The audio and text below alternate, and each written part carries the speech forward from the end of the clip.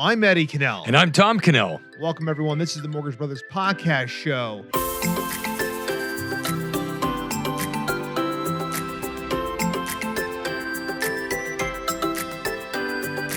And this episode here is for informational purposes only. This is not financial advice. That's right. So Cashout Refinances. We're at a really interesting time right now where people have mortgage rates that may be, mortgage rates that are lower than what they are today, okay? But yet they have these needs where they need to pay off stuff. One of the big things borrowers need to pay off are credit cards.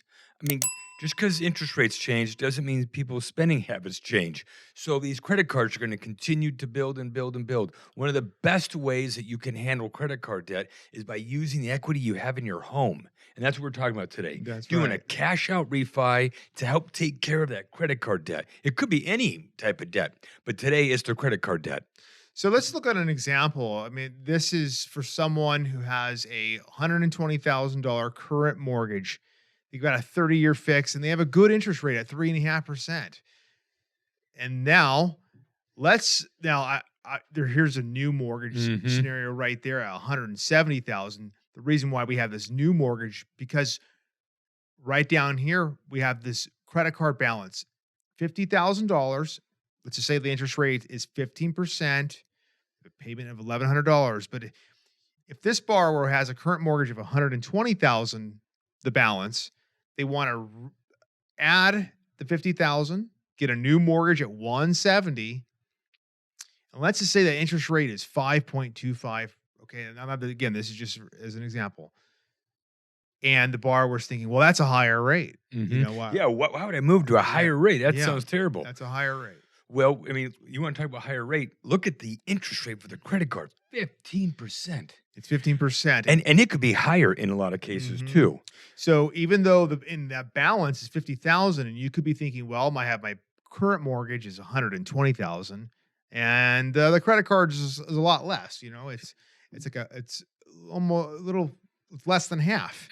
So what we want to do is look at what the blended rates are combined. That's right. To see what those savings could be. Yep, they call those sometimes weighted averages, where you're basically taking the weight of two different amounts, applying two different interest rates and squishing them together and saying, okay, what would they be as if it were just one amount with one interest rate? Yeah. And that's what we're basically doing here is we're taking the blended rate of the current mortgage plus the current high credit card interest rate. And when you squish it together, that's like having one loan at 6.9. That's right. Those two loans together, 6.9. It's kind of surprising for a lot of people. Yes, you can refinance into that new mortgage. That's at let's just say the effective rate is like 5.3%.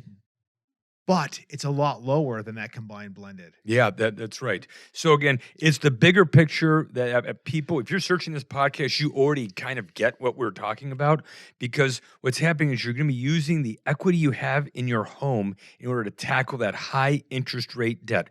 Obviously, it'd be great if you didn't have that, but things came up. Travel plans came up, vacations, graduations, pools, garage extensions, all these things you could potentially have put on your credit card. Yeah. That won't go away. I mean, no one's going to be taking away your 15% interest rate anytime soon. And credit cards, as we all know, I mean, they're like runaway trains. They're high minimum. The payments get high. Every month it's like a bone constrictor. It just absolutely restricts almost every bit of cash flow you have every month. Yeah. And I'm glad you said that, cash flow. So not only are we talking about net savings and overall cost for the money that you're borrowing, but there's also going to be surplus extra cash flow you're going to have every month because of your monthly payment dropping. So again, that's something that we don't have demonstrated, but there's gonna be a huge difference between what your monthly cash flow is going to be. Yeah. So you'll be saving money. Okay. And you will be actually, paying less every month. Yeah. Sometimes paying less every month is not saving money. As an example, if you went from like a 30-year loan to like a 50-year loan, just because your payment's less doesn't mean that you're saving money. In this case, you're saving money and your monthly payments will be lower. That's right. And you can always refinance. Interest rates go down in the future. We can refinance your mortgage into a lower rate in the future. That's right. We actually You know, talked you about basically are locking in with the savings right now, and in the future, we can lock in more savings if that opportunity presents itself. right. Sometimes you look at a refinance as just kind of a one step does everything for a long period of time. In this case, this could be kind of a two-step program, which is you're going to get out of this high interest rate credit card debt by refinancing today, and we'll watch interest rates over the next couple of years. And if they come down, which they likely could, we can do another refinance in order to lock in an even lower monthly payment for you with that lower interest rate.